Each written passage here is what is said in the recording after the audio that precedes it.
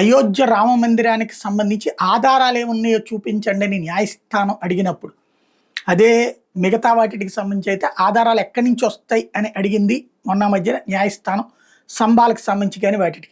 But అయోధ్యకి ఆధారాలు ఏవి అని అడిగింది. అప్పుడు ఆధారాలతో ఏది ఉపనిషత్తులు వేదాలని ఉటంకిస్తూ కోర్టులో వాదించినటువంటి రామభద్రాచార్య స్వామి, జగద్గురువుగా ఇప్పుడు ప్రజలు కొలుస్తున్నారు, ఆయన్ని హిందువులు బాగా అభిమానిస్తున్నారు. ఆయన దగ్గరికి మొన్న army chief general Upendra Dwivedi వెళ్ళారు. రామమంత్ర దీక్షని ఆ సందర్భంగా స్వామీజీ ఆయనకి ఇచ్చారు. దానికి గాను ఆర్మీ చీఫ్ని ఆయన అడిగింది ఏంటంటే, పీఓకేని తిరిగి తీసుకురండి, అదే నాకు ఇచ్చే గురుదక్షిణ అన్నట్టు. అంటే పాక్ ఆక్యుపైడ్ కాశ్మీర్ భారత్లో కలపడం అన్నటువంటిది. ఆయన వ్యక్తిగత స్వార్థం కోరల, ఈ దేశ ప్రయోజనాన్ని కోరారు. ఆర్మీ చీఫ్కి అదొక సెంటిమెంటల్ టచ్ అనమాట.